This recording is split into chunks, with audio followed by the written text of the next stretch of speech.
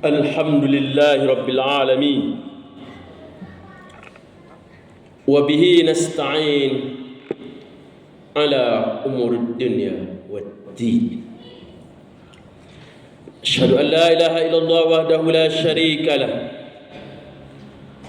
Wa asyhadu anna Muhammadan abduhu wa rasuluh. Allahumma fassalli wa sallim wa barik ala Muhammadin wa ala alihi wa ashabihi ajma'in.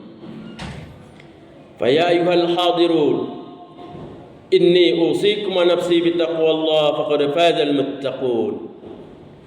Ittaqullah haqqa tuqatih wa la tamutunna illa wa antum muslimun. Isma'u qawli ta'ala fil Qur'anil Karim. A'udzu billahi minasyaitonir rajim. Bismillahirrahmanirrahim. Qul la yastawil khabith wat tayyib walau a'jabaka kathratul khabith fattaqullah ya ulil albab la'allakum tuflihun. Qala an-nabiy sallallahu alaihi wasallam, khairun nas man ta'allama al-Qur'an wa 'allamahu. Khairun nas anfa'un linnas. Qala an-nabiy sallallahu alaihi wasallam, inna syarran nasi indallahi yaumil qiyamah allazi yattaqihi an-nasu syarra. Hadirin kaum muslimin jamaah Jumat rahimakumullah. Materi khutbah kita pada kali ini kita ambil dari surah Al-Maidah ayat yang ke-100. Allah Subhanahu wa taala menjelaskan tidaklah sama, katakanlah hai Muhammad, tidaklah sama keburukan dan kebaikan. Kaum muslimin jamaah Jumat rahimahumullah, bagi orang yang berakal pasti bisa membedakan mana yang buruk dan mana yang baik.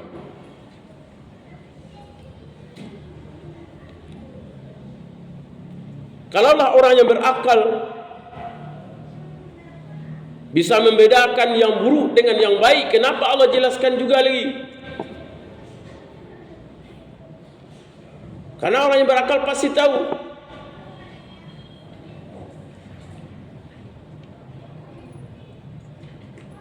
Orang yang berakal pasti bisa membedakannya. Tidak akan sama yang buruk dengan yang baik. Tidaklah sama yang haram dengan yang halal. Tidaklah sama orang yang berbohong dengan orang yang jujur. Tidaklah sama orang yang mencari rezeki yang halal dengan orang yang mencari rezeki dengan cara haram.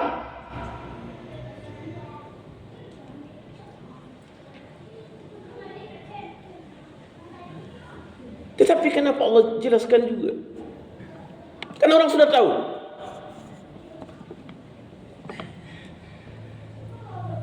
Ternyata ulama tafsir menjelaskan, walaupun mereka sudah mengetahui yang buruk dan yang baik itu tidak sama, tetapi justru orang banyak melakukan yang buruk tersebut.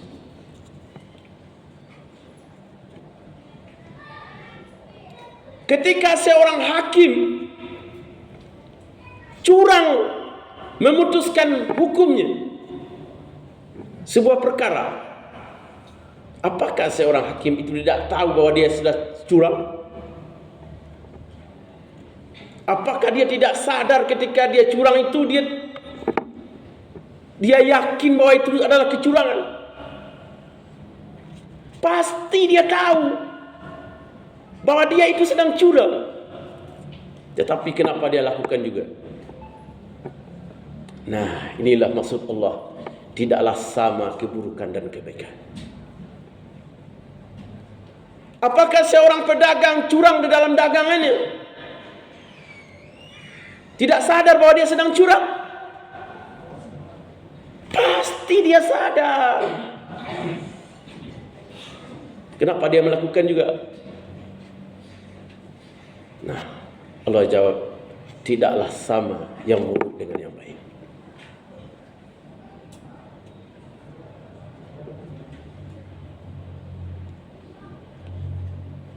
Ternyata akal saja, orang yang berakal saja belum tentu cukup untuk berbuat baik. Walaupun tinggi sekolah, walaupun hebat pintar dia, belum cukup untuk berbuat baik.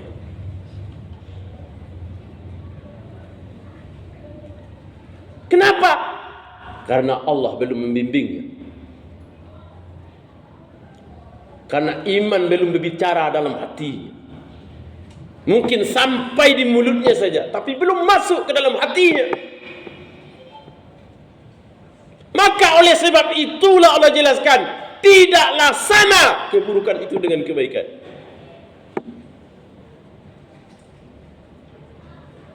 Lalu di mana tidak samanya?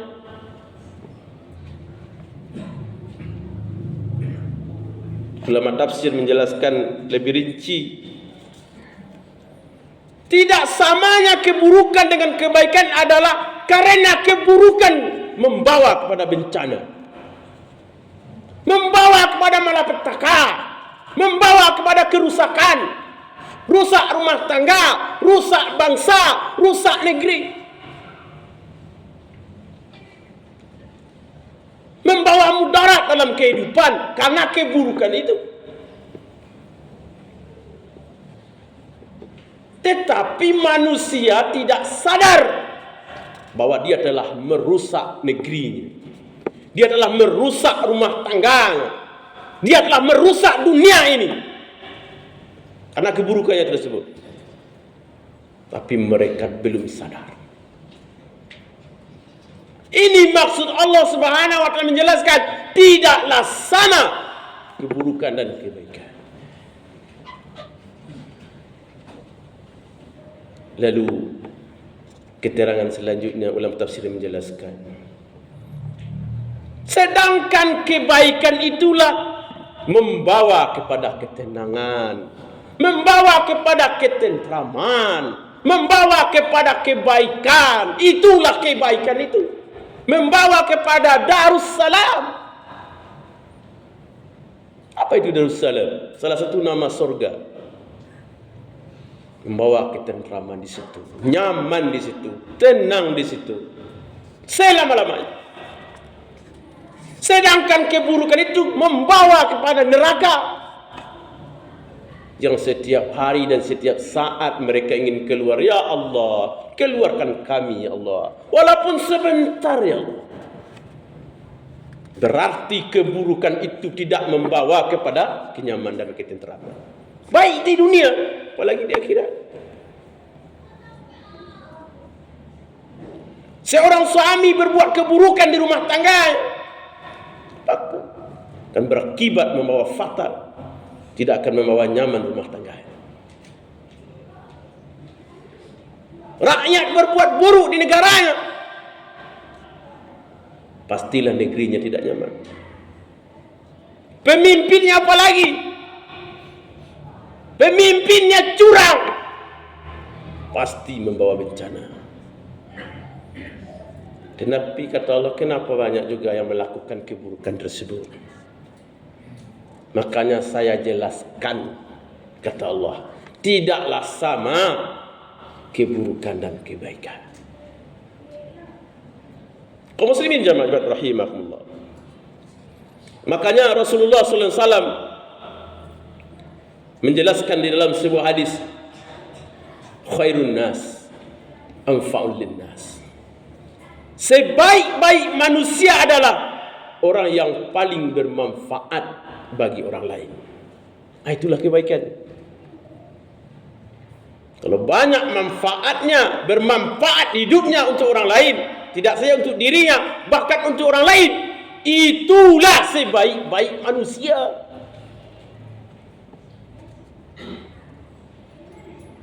Sebaliknya kata Rasulullah, inna syarran nas yattaqihin nasu syarrahu.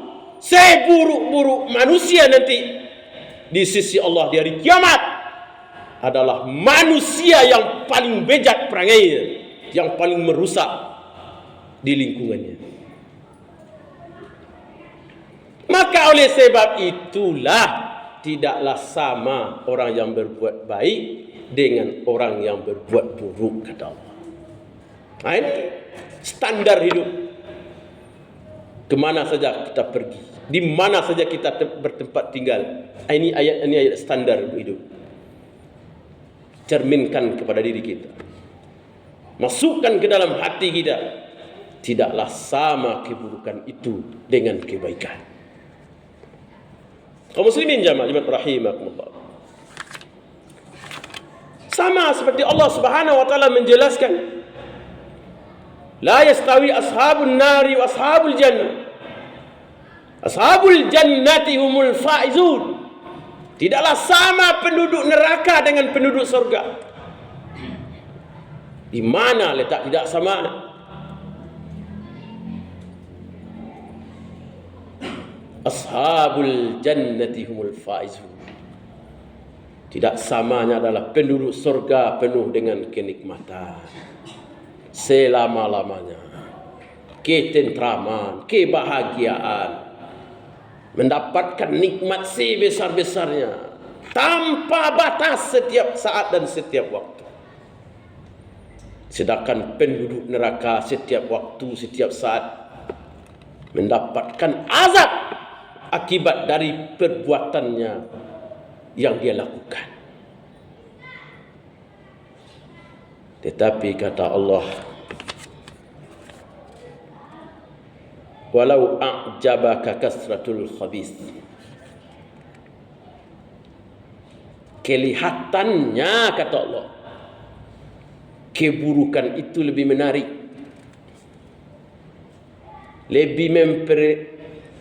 lebih diperindah, dipercantik keburukan ini. Nampak di matanya. Istrinya yang halal sudah ada di rumahnya, tapi dia masih melihat wanita haram untuk dipandang bagi matanya. Kan orang yang sudah berzina tidak boleh lagi melihat wanita lain, apalagi wanita yang tidak berpenampilan sopan. Tidak ada hak kita lagi untuk melihat perempuan lain, karena kita sudah punya pasangan. Kenapa kita lihat wanita yang bukan hak kita? Tetapi kelihatannya wanita lain itu lebih cantik dari istri kita. Maka oleh sebab itulah Allah jelaskan berulang-ulang supaya kita bisa membedakannya. Tidaklah sama keburukan itu dengan kebaikan. Ambil yang baiknya, tinggalkan yang buruknya. Ambil yang halal, tinggalkan yang haram. Tapi kita tidak paham juga. Itulah sebabnya Allah jelaskan, tidaklah sama kebaikan dan keburukan itu. Itu maksudnya. Kenapa kebanyakan manusia memilih yang buruk itu, memilih yang haram itu? Sedangkan yang halal ada, tapi diambilnya yang haram juga. Walau a'jabaka kasratul khabith. Walaupun keburukan itu lebih banyak orang mengambilnya, lebih banyak orang memakainya, sedangkan kebaikan itu hanyalah sebagian kecil saja. Fattaqullah ya ulil albab. Hendaklah engkau bertakwa kepada Allah, hai orang-orang yang mempunyai akal. Apa maksud Allah? Dijelaskan oleh ulama tafsir lagi. Hanya orang-orang yang bertakwalah yang mampu memilih yang baik. Orang yang tidak bertakwa tidak akan mungkin memilih yang baik. Pasti yang buruk dipilihnya. Orang yang bertakwa pasti memilih yang halal. Tak mungkin dia memilih yang haram. Orang yang bertakwa pasti melihat istrinya yang halal, bukan dia melihat istri orang lain yang haram bagi dia. Orang yang bertakwa yang mampu. Makanya Allah katakan, fattaqullah. Berakal saja belum cukup kalau belum bertakwa kepada Allah. La'allakum tuflihun. Mudah-mudahan kamu menjadi orang yang sukses. Memilih yang baik akan sukses. Memilih yang buruk pasti celaka. Barakallahu li wa lakum fil Qur'anil Karim wa nafa'ni wa iyyakum bima fihi minal